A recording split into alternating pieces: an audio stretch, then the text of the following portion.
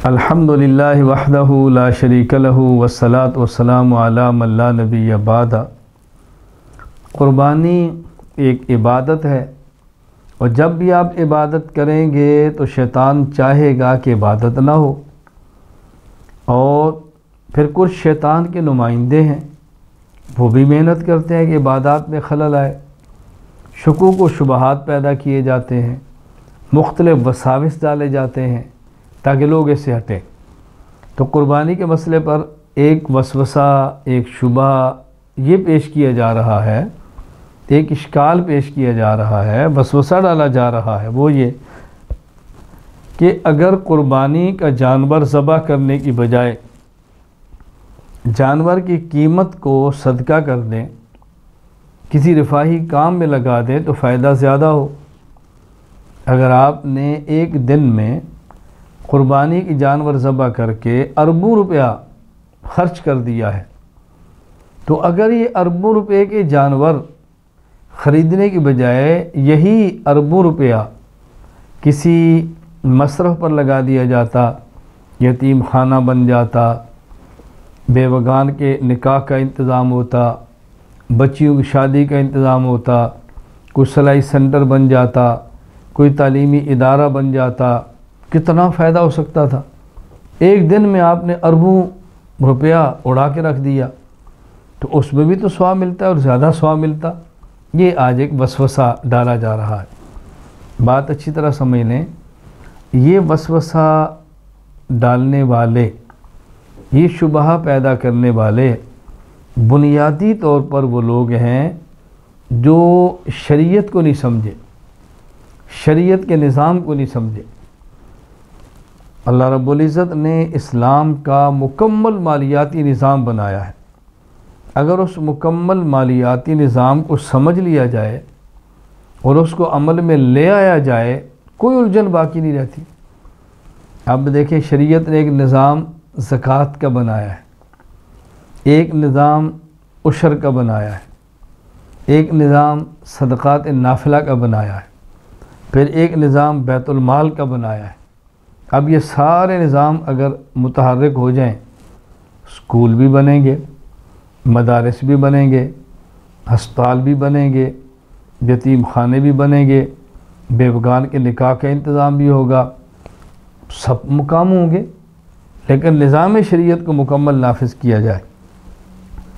बाकी शरीयत ने जो निज़ाम दिया उसको अच्छी तरह समझें। अगर आपके पास सोना या चांदी या पैसे, माल तिजारत, उसमें ज़कात रखी है। अगर ज़मीन है और पैदावार होती है, उसमें उशर रखा है। इसी तरह सदक़तुल फ़ितर रखा है। शरीयत ने एक हुक्म जानवरों के बारे में दिया है, ताकि अल्लाह के रास्ते में अल्लाह के नाम पे जानवर का खून बहे और ज़बह हो। कुर्बानी से मकसूद गोश्त खाना और खिलाना नहीं है। कुर्बानी से मकसूद सिर्फ़ और सिर्फ जानवर का ज़बह करना है। बाकी ज़रूरतें पूरी करने के लिए पूरा निज़ाम है, उशर, ज़कात, सदक़तुल फ़ितर, सदक़ात नाफिला, बैतुल माल। ये तो अल्लाह ताला चाहते हैं कि बंदा मेरे नाम पर खून बहाए, और कोई मकसद ही नहीं। शरीयत का अमर सबसे मुक़द्दम है।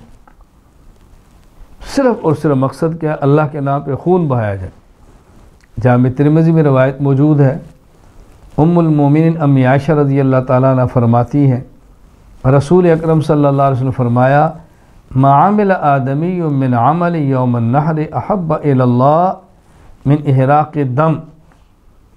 यौमुन नहर, कुर्बानी के दिन अल्लाह को सबसे महबूब अमल वो खून बहाना है, खून बहाना जानवर का। इसमें तो मकसद नहीं कोई गोश्त खाना या खिलाना, तो एक इजाफ़ी चीज़ है। यही वजह है अगर कोई शख्स कुर्बानी करे और कुर्बानी का सारा गोश्त ख़ुद इस्तेमाल करे, किसी गरीब को एक गोश्त का टुकड़ा भी ना दे, तो कुर्बानी के अजर में कमी नहीं होगी। यह अलग बात है कि जो सदक़ात का अजर था वो इसको न मिले, लेकिन सिर्फ जो कुर्बानी का अजर है मुकम्मल इसको मिल जाएगा। मालूम हुआ कि गोश्त मकसूद ही नहीं है, मखसूस जानवर को ज़बह करना है। गुफ्तगू का ख़ुलासा क्या हुआ? ये जो इश्काल था यतीम खाने, हस्पताल और स्कूल, इसके लिए शरीयत ने एक मुस्तकिल निज़ाम दिया है। हाँ, अल्लाह रब्बुल इज़्ज़त चाहते हैं, शरीयत की मंशा है कि खालिस अल्लाह के लिए जानवर भी ज़बह किए जाएँ, उसके लिए क़ुरबानी का निज़ाम बनाया है। आप अस्पताल बना दें, कॉलेज बना दें, मदारस बना दें, यतीम खाने बना दें, सब चीज़ें बना दें और जानवर ज़बह ना करें तो जो शरीयत की मंशा थी खून बहाना, वो कैसे पूरा होगा? तो शरीयत ने हर मामले में मुस्तकिल हिदायत अता फ़रमाई हैं। अल्लाह ताला हम सब को शरीयत समझ कर अमल करने की तौफ़ीक़ अता फ़रमाए। व आखिर दावाना अनिल हम्दुलिल्लाहि रब्बिल आलमीन।